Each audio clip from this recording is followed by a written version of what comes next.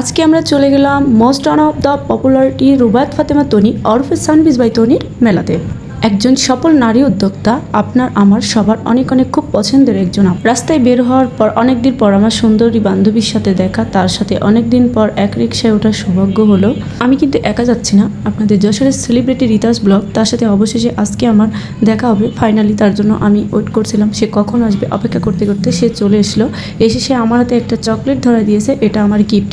আমাকে সে লেট করাইছে, দাঁড়ায় রাখছে, তার জন্য আমাকে গিফট দিয়েছে চকলেট। ফাইনালি তার সাথে দেখা, তার কাছ থেকে প্রথম পাওয়া গিফট একটা চকলেট। সো লোকেশনটা ছিল সিভিল সার্জন অফিসের রাস্তার অপোজিটিভে। আমরা দুজন মিলে আজকে চলে যাচ্ছি গুটি গুটি পায়ে সানবিজ বাই তনির মেলাতে। আমরা দুজনে মিলে চলে গেলাম সানবিজ সামার ফেস্টিভ্যাল 2025-এ। অনেকে কিন্তু আমার শর্ট ক্লিপ দেখে বুঝেই ফেলছে লোকেশনটা কোথায়। লোকেশনটা হচ্ছে লাক্সারি কনভেনশন হলে। এই জায়গাটা কিন্তু অনেকে বলে থেকে যশোর ক্লাব নামে পরিচিত। আর এই মেলাটা ছিল মাত্র 2 দিন, 11-12 তারিখ। অনেকেই কিন্তু জানতেও পারে না যে এখানে সানবিজ বাই তনি সামার ফেস্টিভ্যালে মেলা চলতেছে। এটা না জানার পর এখন অনেকেই কমেন্ট করে বলছে আপু এটা কোথায়, আপু এটা কোথায়। আসলে সত্যি কথা বলতে যশোরের অনেকেই জানে, আর জানো নাই তো কি হয়েছে, ভিডিও সার্চে দেখে নিও সকলে। আর আমরা দুজন গুটি গুটি পায়ে হাঁটতে হাঁটতে ভিতরের দিকে যে দেখি ভাইরে ভাই এত ভিড়, মনে হচ্ছে ঈদের বাজার চলতেছে। সত্যি কথা বলতে কি এখানে অনেকেই আসছে কেনাকাটা যেমন তোমার তনি আপুকে দেখতে। সবাই অনেক এক্সাইটেড, বিশেষ করে আমি তো অনেক এক্সাইটেড ছিলাম যে তনি আপুকে দেখবো সরাসরি সামনের থেকে। চলে আসলাম এখানে ব্যাগ দেখতে, এত সুন্দর সুন্দর কালেকশন, ব্যাগের কালেকশন কি আর বলবো। সে একজন সেলিব্রিটি মানুষ, তার সাথে আমি আসছি, সবাই তাকে ডাকছে, পিকচার তুলতে চাচ্ছে, গল্প করছে, আর আমি দেখে দেখে ভিডিও পিকচার তুলছি। তার সাথে আমারও কিন্তু প্রথম দেখা, মনে হচ্ছে না যে আমাদের প্রথম দেখা হয়েছে। তনি আপুর এই সামার ফেস্টিভ্যালের শাড়ির কালেকশনগুলো এত সুন্দর ছিল। এখানে বিভিন্ন প্রকারের শাড়ির কালেকশন ছিল। প্রত্যেকটা প্রোডাক্টে এখানে 3 পিস ওয়েস্টার্ন ড্রেস থেকে 1 পিস 2 পিস যেটাই আছে, ব্যাগের কালেকশন, জুতার কালেকশন, সব কিছুতে তনি আপুর এখানে ডিসকাউন্ট ছিল। ভাইরে ভাই, এমনিতেই তনি আপুর প্রোডাক্টগুলো কালেকশনগুলো অনেক সুন্দর, তারপরেও দিচ্ছে 30%, 20%, 50% ডিসকাউন্ট। মানুষ তো হবেই। আর বরাবরই মতো এখানে তনি আপুর মোস্ট পপুলার সেই পিচ্চিটা বারবার লাইভ করছিল, দেখে ভালোই লাগছিল।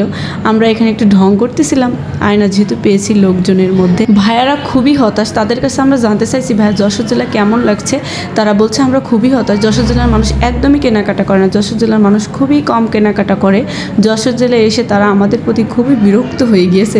মানুষ, এত মানুষের ভিড়, মনে হচ্ছে ঈদের কেনাকাটা করতে আসছে মানুষ, কিন্তু যশোরের মানুষ এত কম কেনাকাটা করে। আমরা ছিলাম অতি আগ্রহে কখন তনি আপু আসবে।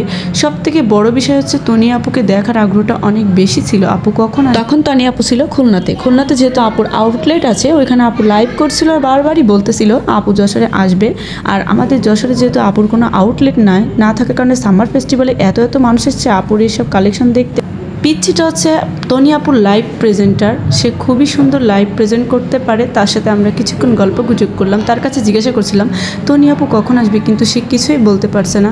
ও আপুকে দেখার জন্য অতি আগ্রহে, যে আপুকে দেখতে পারলাম না, এটা হচ্ছে সব থেকে দুঃখজনক বিষয়। তনি আপুকে দেখতে পারিনি তো কী হয়েছে, অনেক অনেক সেলিব্রিটি আপুদের সাথে দেখা হয়ে গেল, অনেক অনেক ভালোবাসার মানুষ যাদেরকে আগে কখনোই দেখিনি সামনাসামনি আজকে দেখা হয়ে গেল। এখানে সবাই আসছে কিন্তু তনি আপুকে এক নজর দেখার জন্য। আর পুরো ফেস্টিভ্যাল জুড়ে চলছিল কিন্তু ডিসকাউন্ট আর ডিসকাউন্ট, প্লাস এইখানে এত এত মানুষের ভিড়।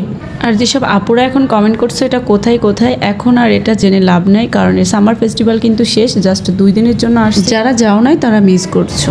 অনেক ওয়েট করার পর তনি আপু আসলো না, আর কি করবো, দুজন মন খারাপ করে বাসায় চলে আসলাম।